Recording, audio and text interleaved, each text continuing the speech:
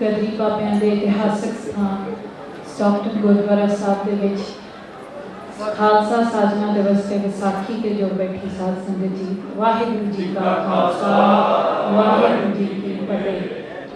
13 ਅਪ੍ਰੈਲ ਦਾ ਜਿਹੜਾ ਦਿਨ ਹੈ ਇਹ ਸਾਡੀ ਕੌਮ ਦੇ ਲਈ, ਜਿੱਥੇ ਖਾਲਸਾ ਸਾਜਨਾ ਦਿਵਸ ਨੂੰ ਮਨਾਉਣ ਦਾ ਦਿਨ ਹੈ, ਉੱਥੇ 13 ਅਪ੍ਰੈਲ ਦੇ ਨਾਲ ਕੁਝ ਐਸੀਆਂ ਘਟਨਾਵਾਂ ਵੀ ਸਾਡੇ ਨਾਲ ਜੁੜੀਆਂ ਨੇ ਜੋ ਸਾਨੂੰ ਯਾਦ ਕਰਦੇ ਰਹਿਣਾ ਚਾਹੀਦਾ ਹੈ।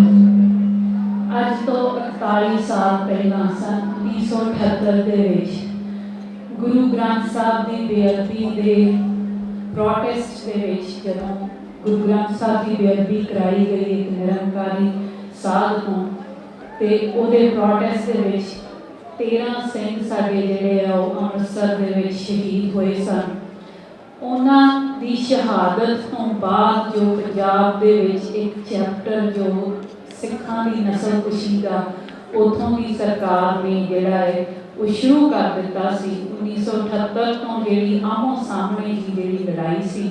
ਉਹ ਸ਼ੁਰੂ ਹੋਈ, ਜੋ 1984 ਦੇ ਵਿੱਚ ਦਰਬਾਰ ਸਾਹਿਬ ਦੇ ਉੱਤੇ ਹਮਲਾ ਹੋਇਆ। ਉਸ ਤੋਂ ਬਾਅਦ ਜੋ ਉਹਨਾਂ ਨੇ ਇੱਕ ਪ੍ਰਣ ਕਰ ਲਿਆ ਸੀ ਕਿ ਪੰਜਾਬ ਦੇ ਅੰਦਰੋਂ ਕੋਈ ਵੀ ਨੌਜਵਾਨੀ ਜਿਹੜੀ ਹੈ ਉਹਨੂੰ ਛੱਡਿਆ ਨਾ ਜਾਵੇ, ਉਹਨੂੰ ਮਾਰ ਮੁਕਾਇਆ ਜਾਵੇ।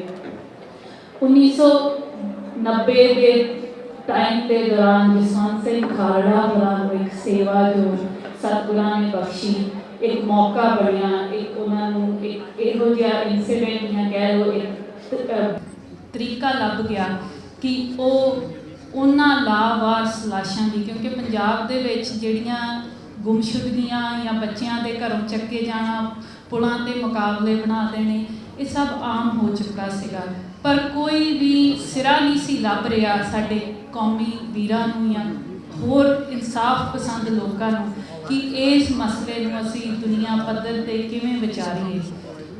ਸੋ 1990 ਦੇ ਵਿੱਚ ਜਸਵੰਤ ਸਿੰਘ ਖਾਲੜਾ ਨੂੰ ਹਿਊਮਨ ਰਾਈਟਸ ਦੇ ਇੱਕ ਪਲੇਟਫਾਰਮ ਤੋਂ ਪੰਜਾਬ ਦੇ ਵਿੱਚ ਲਾਵਾਰਸ ਕਰਾਰ ਦੇ ਕੇ ਸਾੜੀਆਂ ਗਈਆਂ ਲਾਸ਼ਾਂ ਜਿਹੜੀਆਂ ਅੰਮ੍ਰਿਤਸਰ ਤੇ ਤਰਨਤਾਰਨ ਤੇ ਪੱਟੀ ਦੇ ਸ਼ਮਸ਼ਾਨ ਘਾਟਾਂ ਦੇ ਵਿੱਚ 3 ਸ਼ਮਸ਼ਾਨ ਘਾਟਾਂ ਦੇ ਵਿੱਚ 6000 ਲਾਸ਼ਾਂ ਜਿਹੜੀਆਂ ਉਹ ਲੱਭੀਆਂ, ਜਿਹੜੀਆਂ ਸਾਫ਼ ਲਿਖੀਆਂ ਪਈਆਂ ਸੀ ਕਿ ਇਹ ਲਾਸ਼ਾਂ ਸਿੱਖ ਨੌਜਵਾਨਾਂ ਦੀਆਂ ਲਾਸ਼ਾਂ ਨੇ ਜਿਨ੍ਹਾਂ ਦੀ ਉਮਰ 15 ਤੋਂ 35 ਸਾਲ ਹੈ। ਉੱਥੇ ਸਿਰਫ ਨੌਜਵਾਨਾਂ ਦੀਆਂ ਲਾਸ਼ਾਂ ਨਹੀਂ ਸੀ, ਉੱਥੇ ਸਾਡੀਆਂ ਬੀਬੀਆਂ ਦੀਆਂ ਵੀ ਲਾਸ਼ਾਂ ਸੀ, ਸਾਡੀਆਂ ਭੈਣਾਂ ਦੀਆਂ ਵੀ ਲਾਸ਼ਾਂ ਸੀ, ਸਾਡੀਆਂ ਮਾਤਾਵਾਂ ਦੀਆਂ ਵੀ ਲਾਸ਼ਾਂ ਸੀ, ਉੱਥੇ ਸਾਡੇ ਬਜ਼ੁਰਗਾਂ ਦੀਆਂ ਵੀ ਲਾਸ਼ਾਂ ਸੀ। ਅੱਗੇ ਉਹਨਾਂ ਦੀ ਟੀਮ ਨੇ ਇਹ ਫੈਸਲਾ ਲਿਆ ਕਿ ਇਹ ਜਿਹੜਾ ਲਾਵਾਰਸ ਲਾਸ਼ਾਂ ਦਾ ਕੇਸ ਹੈ ਇਹਨੂੰ ਅਦਾਲਤੀ ਤੌਰ ਦੇ ਵਿੱਚ, ਜੋ ਕਾਨੂੰਨੀ ਤੌਰ ਦੇ ਵਿੱਚ ਜਾ ਕੇ ਉੱਥੋਂ ਦੀਆਂ ਅਦਾਲਤਾਂ ਦੇ ਵਿੱਚ ਕੇਸ ਕੀਤੇ ਜਾਣ। ਉਹਨਾਂ ਨੇ ਹਾਈ ਕੋਰਟ, ਜਿਹੜਾ Punjab and Haryana high court ਆ, ਉਹਦੇ ਵਿੱਚ ਪੰਜਾਬ ਦੇ ਇਹਨਾਂ ਸ਼ਮਸ਼ਾਨ ਘਾਟਾਂ ਦੀ ਬਾਤ ਪਾਈ ਤਾਂ ਉੱਥੋਂ ਦੀ ਜੁਡੀਸ਼ਰੀ ਨੇ ਉਹਨਾਂ ਨੂੰ ਇਹ ਕਹਿ ਕੇ ਰਿਟ ਜਿਹੜੀ ਆ ਉਹ ਖਾਰਜ ਕਰ ਦਿੱਤੀ ਕਿ ਇਹ ਪਬਲਿਕ ਇੰਟਰਸਟ ਲਿਟੀਗੇਸ਼ਨ ਨਹੀਂ ਬਣਦਾ। ਇਹ ਇੱਕ ਮਜ਼ਾਕ ਸੀ ਇੱਕ ਕੌਮ ਦੇ ਨਾਲ, ਇਹ ਇੱਕ ਮਜ਼ਾਕ ਸੀ ਉਹਨਾਂ ਲੋਕਾਂ ਦੇ ਨਾਲ ਜੋ ਹੋਰ ਕੁਝ ਨਹੀਂ ਸੀ ਮੰਗਦੇ, ਇੱਕ ਡੈਥ ਸਰਟੀਫਿਕੇਟ ਮੰਗਦੇ ਸੀ। ਉਸ ਤੋਂ ਬਾਅਦ ਜਦੋਂ ਉਹਨਾਂ ਪਰਿਵਾਰਾਂ ਤੱਕ ਅਪਰੋਚ ਕਰਕੇ ਜਸਵੰਤ ਸਿੰਘ ਖਾਲੜਾ ਹੋਰਾਂ ਨੇ ਸੁਪਰੀਮ ਕੋਰਟ ਤੱਕ ਵੀ ਅਪਰੋਚ ਕੀਤੀ, ਪਰ ਉਹਨਾਂ ਨੇ ਇੱਕ ਫੈਸਲਾ ਲਿਆ ਕਿ ਇਹ ਗੱਲ ਹੁਣ ਸਿਰਫ ਤੇ ਸਿਰਫ ਕਾਨੂੰਨੀ ਕਚਹਿਰੀਆਂ ਦੇ ਵਿੱਚ ਨਹੀਂ ਕਰਨੀ, ਇਹ ਗੱਲ ਜਿਹੜੀ ਹੈ ਇਹ ਲੋਕ ਕਚਹਿਰੀਆਂ ਦੇ ਵਿੱਚ ਲਿਜਾਣੀ ਬਹੁਤ ਜ਼ਰੂਰੀ ਹੈ ਤਾਂ ਕਿ ਦੁਨੀਆ ਦੇ ਵਿੱਚ ਇਨਸਾਫ ਪਸੰਦ ਲੋਕ, ਮਨੁੱਖੀ ਹੱਕਾਂ ਦੀਆਂ ਕਦਰਾਂ ਕੀਮਤਾਂ ਨੂੰ ਸਮਝਣ ਵਾਲੇ ਲੋਕਾਂ ਨੂੰ ਪਤਾ ਲੱਗ ਸਕੇ ਕਿ ਜੋ ਲੋਕ ਆਪਣੇ ਆਪ ਨੂੰ ਸੱਤਵਾਦੀ ਕਹਿੰਦੇ ਆ ਤੇ ਸਾਨੂੰ ਅੱਤਵਾਦੀ ਕਹਿੰਦੇ ਆ, ਉਹਨਾਂ ਦਾ ਚਿਹਰਾ ਅਸੀਂ ਨੰਗਾ ਕਰ ਸਕੀਏ। ਉਹ ਕੈਨੇਡਾ ਦੀ ਧਰਤੀ ਦੇ ਵਿੱਚ ਆਏ ਸੀ, ਉਹਨਾਂ ਦੀ ਜਿਹੜੀ ਉਹ ਸਪੀਚ ਆ ਉਹਦੇ ਵਿੱਚ ਉਹਨਾਂ ਨੇ ਇਹ ਗੱਲ ਕਹੀ ਹੈ ਕਿ ਇਹ ਸਿਰਫ ਤੇ ਸਿਰਫ ਉਹਨਾਂ ਲਾਸ਼ਾਂ ਦਾ ਮਸਲਾ ਨਹੀਂ ਹੈ, ਇਹ ਸਿਰਫ ਤੇ ਸਿਰਫ ਉਹਨਾਂ ਪਰਿਵਾਰਾਂ ਦਾ ਮਸਲਾ ਨਹੀਂ ਹੈ, ਇਹ ਦੁਨੀਆ ਦੀ ਮਾਨਵਤਾ ਦਾ ਮਸਲਾ ਹੈ।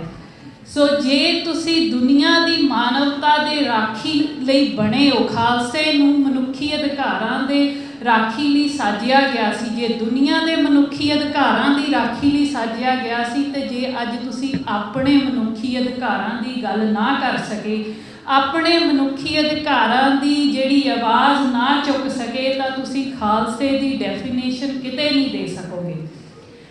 13 ਅਪ੍ਰੈਲ ਦਾ ਇੱਕ ਹੋਰ ਜਿਹੜਾ ਸਾਕਾ ਹੈ ਉਹ ਉੱਥੋਂ ਦੀ ਧਰਤੀ ਤੇ ਜਲਿਆਂਵਾਲੇ ਬਾਗ ਦੀ ਅੱਜ ਜਿਹੜੀ ਹੈ ਗੱਲ ਅੱਜ ਵੀ ਬਹੁਤ ਜ਼ਿਆਦਾ ਉੱਥੇ ਵਿਚਾਰ ਦੇ ਵਿੱਚ ਚੱਲ ਰਹੀ ਹੈ ਕਿ ਉੱਥੋਂ ਦੀਆਂ ਪਾਰਟੀਆਂ, ਉੱਥੋਂ ਦੇ ਜਿਹੜੇ ਹਾਕਮ ਧਿਰ ਨੇ ਅੱਜ ਬ੍ਰਿਟਿਸ਼ ਸਰਕਾਰ ਤੋਂ ਜਿਹੜੀ ਹੈ ਉਹ ਮਾਫੀ ਮੰਗਣ ਦੀ ਅਪੀਲ ਕਰ ਰਹੇ ਨੇ ਜਲਿਆਂਵਾਲੇ ਬਾਗ ਦੇ ਸਾਕੇ ਦੀ। ਪਰ ਉਹੀ ਜਿਹੜੇ ਅੱਜ ਇਸ ਗੱਲ ਦੀ ਅਪੀਲ ਕਰ ਰਹੇ ਨੇ, ਉਹੀ ਪਾਰਟੀਆਂ, ਉਹੀ ਸਿਆਸੀ ਧਿਰਾਂ ਜਿਹੜੀਆਂ ਕੁਝ ਕੁ ਕਦਮਾਂ ਤੇ ਦੂਰ ਉੱਥੋਂ ਹਜ਼ਾਰਾਂ ਬੱਧੀ ਜਿਹੜੇ ਜੂਨ 1984 ਦੇ ਵਿੱਚ ਦਰਬਾਰ ਸਾਹਿਬ ਦੇ ਉੱਤੇ ਟੈਂਕਾਂ ਤੋਪਾਂ ਦੇ ਨਾਲ ਹਮਲਾ ਕਰਨ ਤੇ ਇੱਕ ਵਾਰ ਵੀ ਸ਼ਰਮਸਾਰ ਵੀ ਨਹੀਂ ਹੋਏ। ਅੱਜ ਪੰਜਾਬ ਦੇ ਵਿੱਚੋਂ ਜਿਹੜਾ ਹੈ ਉਹ ਸਾਡੇ ਸਿੱਖ ਕੌਮ ਦੇ ਮਸਲੇ ਜਾਂ ਪੰਜਾਬ ਦੇ ਆਪਣੇ ਮਸਲੇ, ਉਹਨਾਂ ਨੂੰ ਇਹਨਾਂ ਦੋ ਹਾਕਮ ਧਿਰਾਂ ਨੇ ਬਿਲਕੁਲ ਖਤਮ ਕਰ ਦਿੱਤਾ ਹੈ। ਸੋ ਇਹ ਫੈਸਲਾ ਕਿ ਅੱਜ ਲੋਕ ਕਚਹਿਰੀ ਦੇ ਵਿੱਚ, ਕਿਉਂਕਿ ਲੜਾਈ ਬਹੁਤ ਲੰਬੀ ਹੈ ਸਾਡੀ, ਜੇ ਅਸੀਂ ਮਨੁੱਖੀ ਹੱਕਾਂ ਦੀ ਗੱਲ ਕਰਦੇ ਹਾਂ, ਮਨੁੱਖੀ ਹੱਕਾਂ ਦਾ ਪਲੇਟਫਾਰਮ ਬਹੁਤ ਵੱਡਾ ਹੈ ਤੇ ਲੜਾਈ ਹਰ ਪੱਖੋਂ ਸਾਨੂੰ ਦੇਣੀ ਪੈਣੀ ਹੈ। ਪਰ ਜੇ ਅੱਜ ਅਸੀਂ ਲੋਕ ਕਚਹਿਰੀ ਦੇ ਵਿੱਚ ਜਾ ਕੇ ਇਸ ਮੁੱਦੇ ਨੂੰ ਦੁਬਾਰਾ ਉਭਾਰਨਾ ਚਾਹੁੰਦੇ ਹਾਂ, ਕਿਉਂਕਿ ਪੰਜਾਬ ਦੇ ਵਿੱਚੋਂ ਸਿੱਖ ਨਸਲਕੁਸ਼ੀ ਦਾ ਮੁੱਦਾ ਜਿਹੜਾ ਉਹ ਬਿਲਕੁਲ ਖਤਮ ਕਰ ਦਿੱਤਾ ਗਿਆ ਸੀ ਤੇ ਇਹ ਫੈਸਲਾ ਸਾਡੇ ਪਰਿਵਾਰ ਨੇ ਹੁਣ ਲਿਆ ਕਿ ਜੇ ਅਸੀਂ ਪੰਜਾਬ ਦੇ ਵਿੱਚੋਂ ਸਿੱਖ ਕੌਮ ਦੀ ਨਸਲਕੁਸ਼ੀ, ਪੰਜਾਬ ਦੇ ਵਿੱਚ ਹੋਏ ਮਨੁੱਖੀ ਹੱਕਾਂ ਦੇ ਘਾਣ, ਦਰਬਾਰ ਸਾਹਿਬ ਦੇ ਉੱਤੇ ਹੋਏ ਫੌਜੀ ਹਮਲੇ ਦੀ ਅੱਜ ਤੱਕ ਵੀ ਕੋਈ ਇਨਕੁਆਇਰੀ ਨਾ ਕਰਨ ਦੀ ਆਵਾਜ਼ ਉੱਠਣ ਤੇ ਜੇ ਇਹ ਅੱਜ ਅਸੀਂ ਆਪ ਇਸ ਮੈਦਾਨ 'ਚ ਨਾ ਕੁੱਦੇ ਤਾਂ ਫਿਰ ਸ਼ਾਇਦ ਇਸ ਤੋਂ ਬਾਅਦ ਅਸੀਂ ਪੰਜਾਬ ਦੇ ਵਿੱਚ ਇਹ ਮੁੱਦਿਆਂ ਦੀ ਗੱਲ ਨਹੀਂ ਕਰ ਸਕਾਂਗੇ। ਸੋ ਅੱਜ ਜੇ ਅਸੀਂ ਦੋ ਹਾਕਮ ਧਿਰਾਂ ਦੀ ਗੱਲ ਕਰਦੇ ਹਾਂ, ਇੱਕ ਪਾਸੇ ਉਹ ਧਿਰ ਹੈ ਜਿਹਨੇ ਦਰਬਾਰ ਸਾਹਿਬ ਦੇ ਉੱਤੇ ਸਿੱਧਾ ਹਮਲਾ ਕਰਾਇਆ ਸੀ ਤੇ ਇੱਕ ਪਾਸੇ ਉਹ ਧਿਰ ਹੈ ਜਿਨ੍ਹਾਂ ਨੇ ਅਸਿੱਧੇ ਤੌਰ ਤੇ ਉਹਨਾਂ ਦੀ ਮਦਦ ਕੀਤੀ ਸੀ ਤੇ ਉਹ ਧਿਰ ਉਸ ਤੋਂ ਬਾਅਦ ਇੱਥੋਂ ਤੱਕ ਆ ਗਈ ਕਿ ਉਹਨਾਂ ਨੇ ਗੁਰੂ ਗ੍ਰੰਥ ਸਾਹਿਬ ਦੀ ਜਿਹੜੀ ਆ ਉਹ ਬੇਅਦਬੀ ਕਰਵਾਈ। ਬਾਈਬਲ ਕਲਾਂ ਦੇ ਵਿੱਚ ਜੋ ਕੁਝ ਹੋਇਆ, ਉਸ ਧਿਰ ਨੇ ਜੋ ਕੀਤਾ, ਅੱਜ ਅਕਾਲੀ ਦਲ ਬਾਦਲ ਜਿਹੜਾ ਹੈ ਉਹ ਸਾਰੇ ਚੀਜ਼ ਲਈ ਜਿਹੜਾ ਹੈ ਜ਼ਿੰਮੇਵਾਰ ਹੈ। ਅੱਜ ਪੰਜਾਬ ਦੇ ਵਿੱਚ ਫੈਸਲਾ ਅਸੀਂ ਸਾਰਿਆਂ ਨੇ ਕਰਨਾ ਹੈ ਕਿ ਪੰਥ ਜਿਹੜਾ ਹੈ ਉਹ ਕਿੱਧਰ ਖੜਾ ਹੈ। ਉਹਨਾਂ ਲੋਕਾਂ ਨਾਲ ਜਿਨ੍ਹਾਂ ਨੇ ਦਰਬਾਰ ਸਾਹਿਬ ਦੇ ਉੱਤੇ ਹਮਲਾ ਕਰਾਇਆ ਜਾਂ ਉਹਨਾਂ ਲੋਕਾਂ ਨਾਲ ਜਿਨ੍ਹਾਂ ਨੇ ਗੁਰੂ ਗ੍ਰੰਥ ਸਾਹਿਬ ਦੀ ਬੇਅਦਬੀ ਕਰਾਈ ਜਾਂ ਫਿਰ ਉਸ ਮਨੁੱਖੀ ਹੱਕਾਂ ਦੇ ਪੈਰੋਕਾਰਾਂ ਦੇ ਨਾਲ ਜਾਂ ਉਸ ਸਿਧਾਂਤ ਦੇ ਨਾਲ, ਕਿਉਂਕਿ ਇਹ ਲੜਾਈ ਸਾਡੀ ਪਰਸਨਲ ਨਹੀਂ ਹੈ। ਅਸੀਂ ਇਹ ਲੜਾਈ ਜੇ ਜਸਵੰਤ ਸਿੰਘ ਖਾਲੜਾ ਦੇ ਕੇਸ ਤੱਕ ਸੀਮਤ ਹੁੰਦੀ, ਉਹ ਕੇਸ ਅਸੀਂ ਲੜ ਚੁੱਕੇ ਹਾਂ, ਅਸੀਂ ਖਤਮ ਕਰ ਚੁੱਕੇ ਹਾਂ। ਪਰ ਇਹ ਲੜਾਈ ਸਿਰਫ ਇੱਕ ਲਾਸ਼ ਦੀ ਨਹੀਂ, ਇਹ ਲੜਾਈ ਜਿਹੜੀ ਹੈ ਮਾਨਵਤਾ ਦੀ ਹੈ, ਮਨੁੱਖੀ ਹੱਕਾਂ ਦੀ ਹੈ। ਸੋ ਮੈਂ ਅੱਜ ਸੰਗਤ ਨੂੰ ਇਹ ਅਪੀਲ ਕਰਨਾ ਚਾਹੁੰਦੀ ਹਾਂ ਕਿ ਤੁਸੀਂ ਸਾਰੇ ਉੱਥੋਂ ਪਿੱਛੋਂ ਆਪਣੇ ਪੰਜਾਬ ਦੇ ਕਿਸੇ ਨਾ ਕਿਸੇ ਇਲਾਕੇ ਤੋਂ ਆਏ ਹੋ। ਪੰਜਾਬ ਦੇ ਵਿੱਚ ਜੋ ਅੱਜ ਹਾਲਾਤ ਬਣ ਚੁੱਕੇ ਨੇ, ਜੋ ਇੱਕ ਸਿਆਸੀ ਸਮੀਕਰਨ ਹੈ, ਜਿਹੜਾ ਇੱਕ ਪੋਲੀਟੀਕਲ ਸਟੇਜ ਜਿਹੜਾ ਦੋ ਪਰਿਵਾਰਾਂ ਦੇ ਵਿੱਚ ਫਰੈਂਡਲੀ ਮੈਚ ਚੱਲਦੇ ਨੇ, ਉਹਨੂੰ ਖਤਮ ਕਰਨ ਲਈ, ਪੰਜਾਬ ਦੇ ਵਿੱਚ ਮੁੜ ਮੁੱਦਿਆਂ ਦੀ ਰਾਜਨੀਤੀ ਨੂੰ ਸ਼ੁਰੂ ਕਰਨ ਦੇ ਲਈ ਤੁਸੀਂ ਪਾਰਟੀਬਾਜ਼ੀ ਜਾਂ ਕਿਸੇ ਹੋਰ ਆਪਦੇ ਅਲਾਇੰਸ ਤੋਂ ਉੱਤੇ ਉੱਠ ਕੇ ਉਹਨਾਂ ਉਮੀਦਵਾਰਾਂ ਨੂੰ ਚੁਣੋ ਜਿਹੜੇ ਦਿੱਲੀ ਦੀ ਪਾਰਲੀਮੈਂਟ ਦੇ ਵਿੱਚ ਜਾ ਕੇ ਪੰਜਾਬ ਦਾ ਮਸਲਾ ਤੇ ਸਿੱਖਾਂ ਦਾ ਮਸਲਾ ਜਿਹੜਾ ਹੈ ਉਹ ਉੱਥੇ ਇੱਕ ਸਿੰਬੋਲਿਕ ਮੈਸੇਜ ਜਿਹੜਾ ਹੈ ਉੱਥੇ ਪਹੁੰਚਾ ਸਕਣ। ਸਾਡਾ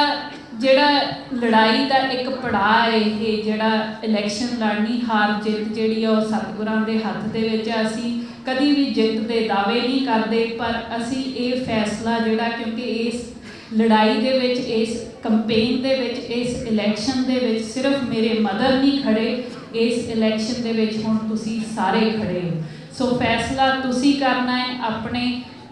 ਸਕੇ ਸੰਬੰਧੀਆਂ ਨੂੰ ਇਹ ਮੈਸੇਜ ਜ਼ਰੂਰ ਦਿਓ ਕਿ ਅੱਜ ਪੰਜਾਬ ਦੀ ਅਣਖ ਦਾ ਸਵਾਲ ਹੈ ਤੇ ਅਣਖ ਵਾਲੇ ਪੰਜਾਬੀ ਅੱਜ ਕਿਸ ਪਾਸੇ ਖੜਨਗੇ। ਮੈਂ ਇੰਨਾ ਹੀ ਕਹਿੰਦੀ ਹੋਈ ਜੀ ਖਿਮਾ ਦੀ ਜਾਚਕਾਂ। ਵਾਹਿਗੁਰੂ ਜੀ ਕਾ ਖਾਲਸਾ, ਵਾਹਿਗੁਰੂ ਜੀ